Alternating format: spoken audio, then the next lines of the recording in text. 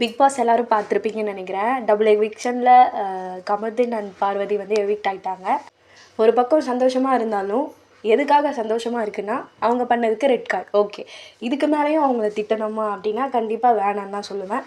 கமர்தீனா அதை வந்து பண்ணலை, கண்டிப்பாக சொல்கிறேன். இந்த 2 நாளைக்கு முன்னாடி கமர்தீன் சூப்பராக விளையாடிட்டு இருந்தாங்க. திருப்பியும் பார்வதி கூட சேர்ந்தும்போது தான் இந்த மாதிரி ஒரு நடந்துச்சு. இவ்வளோ நாள் இருந்ததுக்கு நல்லா விளையாடுனீங்க, இதை ஒன்றத்தை வச்சு மட்டும் உங்களை வந்து ஒதுக்கிட மாட்டாங்க மக்கள். கண்டிப்பாக இதுக்கு முன்னாடி பண்ணதெல்லாமும் யோசித்து பார்த்து எல்லோரும் உங்களுக்கு சப்போர்ட் பண்ணுவாங்க, ஒதுக்கிட மாட்டாங்க. ஸோ அதெல்லாம் வந்து கேம். அங்கே இருக்கிறவங்களே வெளியே வந்துட்டு எல்லோரும் ஒன்றா பேசிப்பாங்க. மக்களாகிய நம்ம வந்து அவங்கள கேவலமாக பேசக்கூடாது அப்படின்றது தான் என்னோடய இன்டென்ஷனே. ஸோ இதுக்கு மேலே யாரும் அவங்கள பற்றி ரொம்ப கேவலமாகவும் பேச வேண்டாம். ஏன்னா அவங்க பண்ணதுக்காக ரெட் கார்டு கொடுத்துட்டாங்க. ஸோ விட்டுருங்க. அவங்க இதுக்கு முன்னாடி எப்படி இருந்தாங்க அப்படின்றத யோசிச்சு பாருங்கள். ஒன்றத்தை வச்சு அவங்கள வந்து ஒதுக்கி வச்சிடாதீங்க.